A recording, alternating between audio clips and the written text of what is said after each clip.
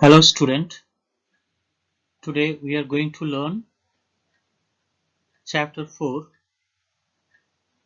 determination of income and employment. This chapter is also known as the aggregate demand and aggregate supply.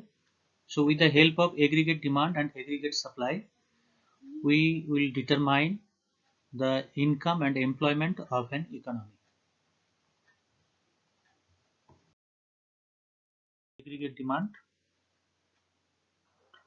Aggregate demand is basically the total value of final goods and services are planned to buy by all the sector of an economy at the given level of income during a period of time.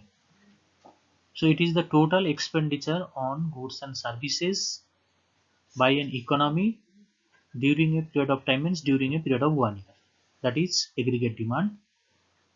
Total expenditure, that means national income expenditure method. If you remember it, the formula for GDP is private final consumption expenditure plus government final consumption expenditure plus investment expenditure plus export demand or export expenditure, net export expenditure. So this is basically the aggregate demand various component. Look at household finance consumption expenditure, which is denoted over here C, but in national income we have learned private final consumption expenditure. Investment expenditure, that is gross domestic capital formation in the expenditure method. Over here investment expenditure denoted as I. Government final consumption expenditure denoted as G. Net export expenditure, that is X minus M, we have learned earlier. Thus aggregate demand is equal to C plus I plus G plus X minus M. I think you have relate now with the national income expenditure method. Now these things is shorter way for the closed economy, where there is no external transaction or economic activities. So in two sector economy, its aggregate demand is equal to C plus I. That means consumption expenditure plus investment expenditure. This consumption expenditure made by private as well as government, and the investment expenditure by private and government, and this one is we are defining as for the closed economy, because in the open economy the economic activity will carried forward with the rest of the economy, rest of the world. For that matter, we are considering over here only for domestic part, not the national part, national income. We are talking about domestic income only in this chapter. Move to the next chapter, next part, that is aggregate demand curve. How it is looks like aggregate demand curve. Now aggregate demand, as we learn it, that aggregate demand is basically in the closed economy C plus I. Now C, look at the C. C is consumption expenditure, which is starting just above the origin intersecting y-axis. That is that difference from the origin to that y-axis is known as consumption at zero level of income, that is called autonomous consumption. Now investment expenditure is talking about is independent with the level of income, that is parallel to the x-axis, that is called autonomous investment.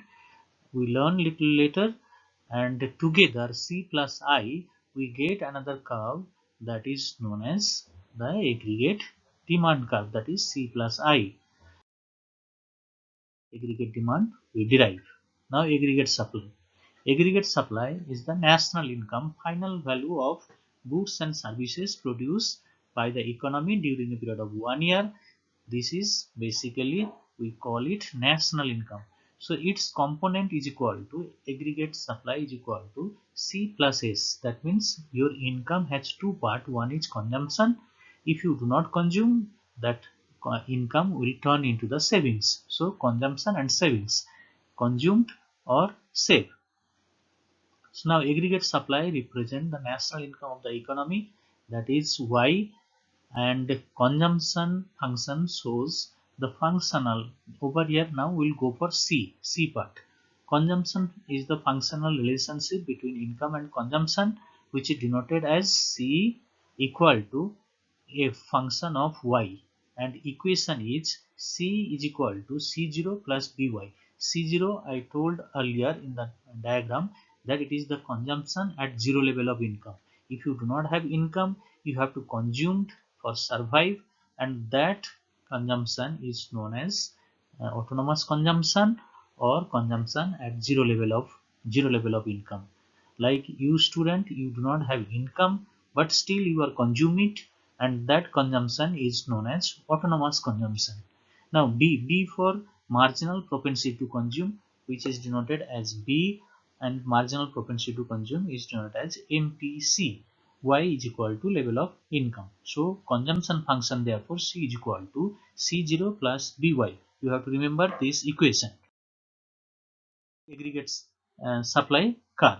Now look at aggregate supply curve.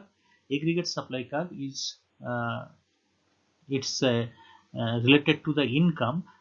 That is that as you produce more multiplied by the market price, you will find the aggregate supply curve is moved upwards to the right, starting from the origin, making 45-degree angle at the origin. 45, this part you have to remember, 45-degree angle at the origin. Propensity to consume. What is the tendency? Propensity means tendency to consume.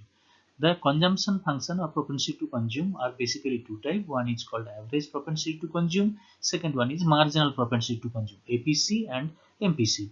APC is the refers to the consumption, is the ratio of consumption expenditure to the level of income.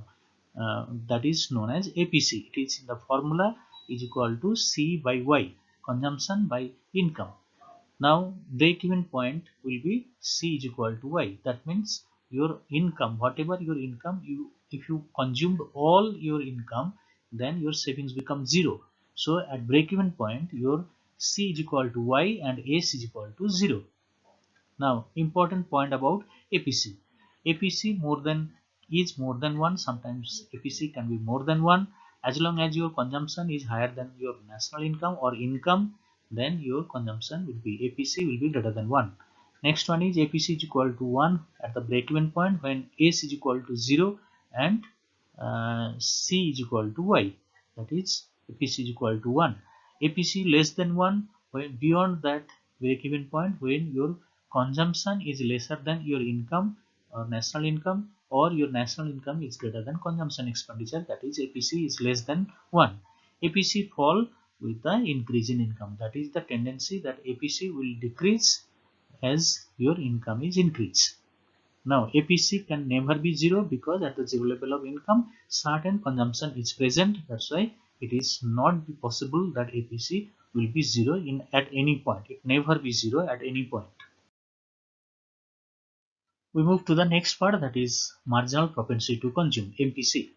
So the MPC is the change in consumption expenditure, ratio of change in consumption expenditure to the change in income, that is MPC, and in the formula change in delta C by delta Y, change in consumption divided by change in income, that is MPC. Now important point to remember, that is MPC value always lies between 0 and 1. It never be exceed 1 or less than 0. But enter additional income. If the entire all these income is consumed, then delta C, change in consumption, is equal to change in income, and in that case MPC may be 1. However, if the entire additional income is saved, all the income is saved, that means delta C is equal to 0, then MPC may 0, which is not possible because at the no additional income, if it is all additional income is consumed, okay, in that part. So MPC can be 0 also. So that's why it is called the extreme value or 0 and 1. Savings function. So savings function is refers to the functional relationship between savings and national income. So now this S is equal to Fy, and the equation is equal to minus C0 plus 1 minus B into Y. So minus C0 is equal to If you remember, C0 means the consumption at zero level of income. Your income is not there, but still you are consumed. Where you will consume it, that is called dis-savings or negative savings. You borrowed it, you have taken loan from where you are consuming it. That's why it is called negative savings. 1 minus B is known as marginal propensity to save, MPS. uh, B is equal to MPC, and 1 minus B is equal to MPS, that is marginal propensity to save, and Y is equal to national income as usual. Savings function, that is propensity to consume, are two types, that is also average propensity to save and marginal propensity to save. Average propensity to save is the ratio of savings to the corresponding level of income, that is S by Y, savings by income. Now important point to remember here that APS can never be 1 or more than 1. APS never be 1 or more than 1, as savings can never be equal to or more than income. That's why APS never be 1 or more than 1. That point you have to remember. APS can be 0. APS can be 0 because if your C is equal to Y, that means consumption equal to Y, where S is equal to 0, in that case your APS can be 0. APS can be negative because of the negative savings. You are at the zero level of income, or when your consumption is more than your income, in that case your APS will be negative. Now APS rises when APS will increase. Now marginal propensity to save. In the marginal propensity to save is the change in savings, ratio of change in savings to change in total income. Now MPS is equal to change in savings divided by change in income, is equal to delta S by delta Y. Now important point is that MPS varies between 0 and 1, but if the entire additional income is saved, in such case delta S is equal to delta Y, then MPS is equal to 1. Now if all the additional income is consumed, then additional savings will be 0. That's why. Now relationship between APC and APS. Over here it is sum of APC and APS is equal to 1. It can be provided as below.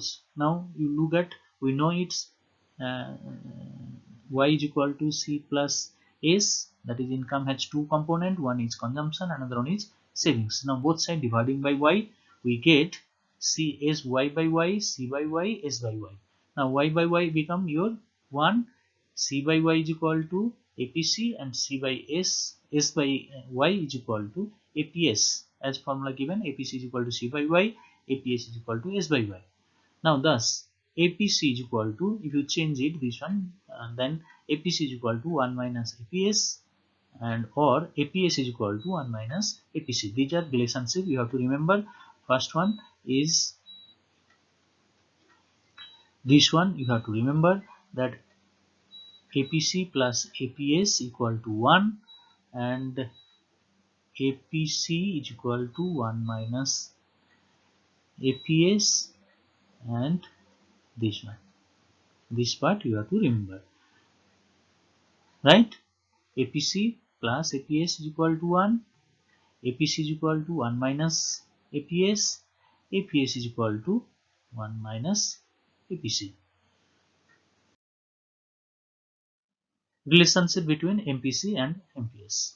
So over here we'll be developing from here that first relation is MPC plus MPS is equal to 1, which can be derived as follows.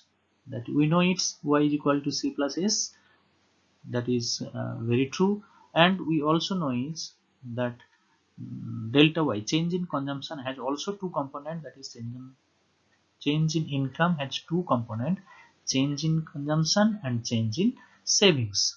As Y is equal to C plus S, delta Y is equal to delta C plus delta S. Now both side divided by delta Y, we get delta Y by delta Y.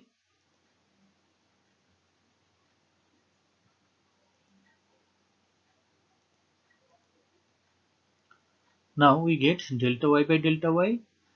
delta C by delta Y, delta S by delta Y. Delta Y by delta Y is equal to 1. Now delta C by delta Y is equal to MPC and delta S by delta Y is equal to MPS. So that is, we get relationship. Now MP, like earlier case, we have MPC plus MPS is equal to 1, and we have MPC is equal to 1 minus MPS, and MPS is equal to 1 minus MPC. That is very important relationship you have to remember from this point, from the over here relationship, from this relationship, because you have to solve so many numericals based on this relationship. Now consumption and savings curve, how it is derived, look at. We have x and y axis. X axis is measured level of income, and y axis is measures consumption and savings. Now we have C consumption curve, which is, as I said, it's above the origin intersecting y axis, and that difference is known as the autonomous consumption, which is denoted as C0. Now consumption is coming, a savings is coming, just C0, whatever portion above the origin will be equal to the below the origin. Same way the below the origin will be same distance, which is denoted as negative savings or minus C0. It is intersecting x-axis and move upwards to the right, and that intersecting point are basically the where that is S is equal to 0. When S is equal to 0, C is equal to, that is called break even point, C is equal to Y, and in this point also APS is equal to 1. Now if you go beyond that, in that case savings will be greater than 1 and APS will be greater than 1, APC will be greater than 1.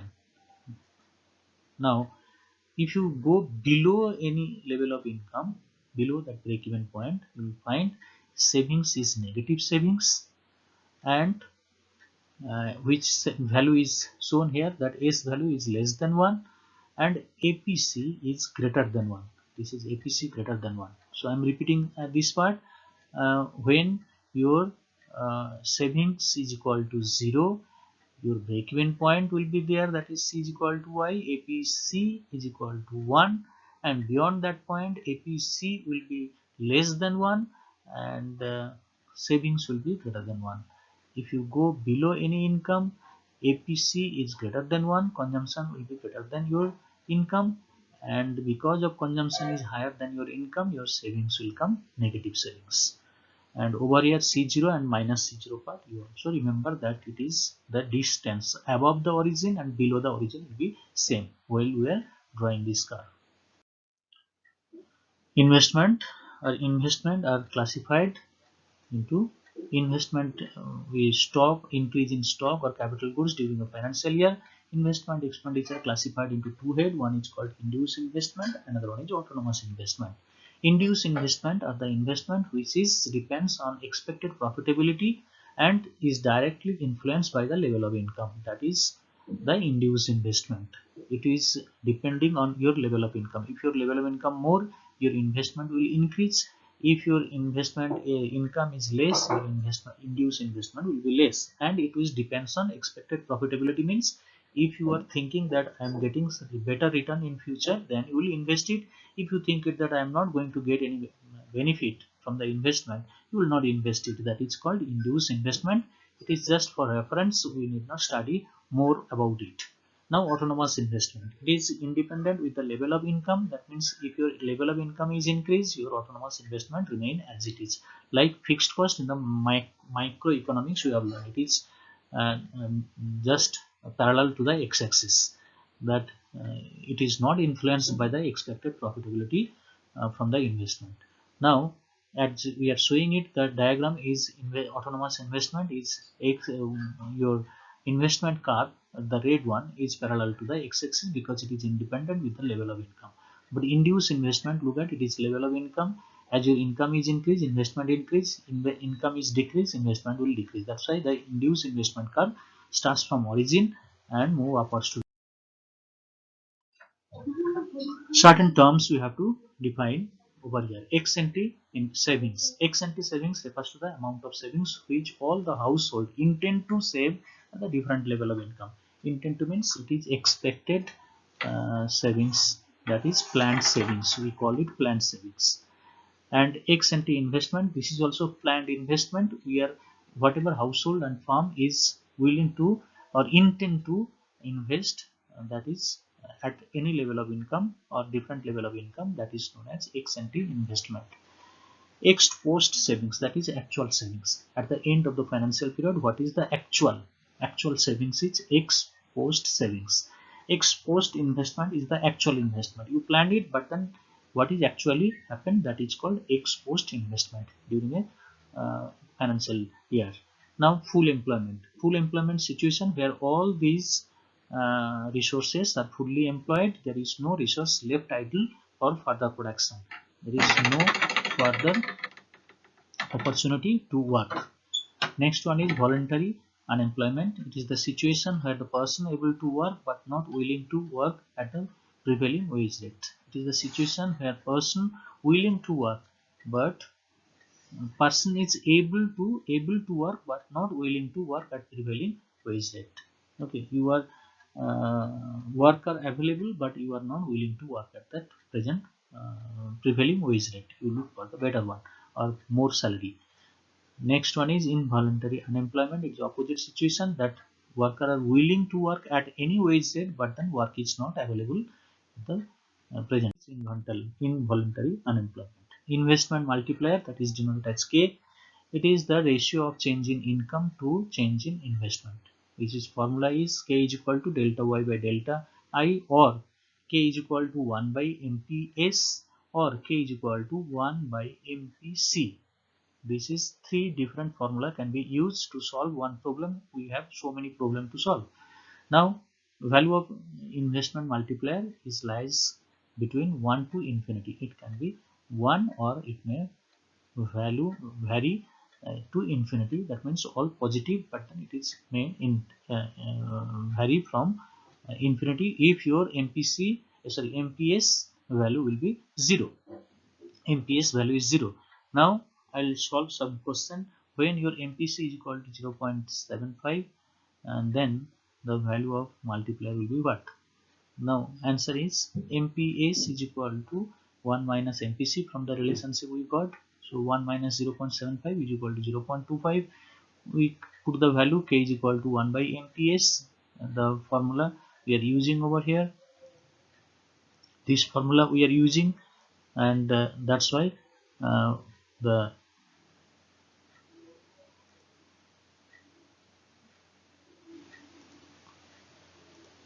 next one we get it now.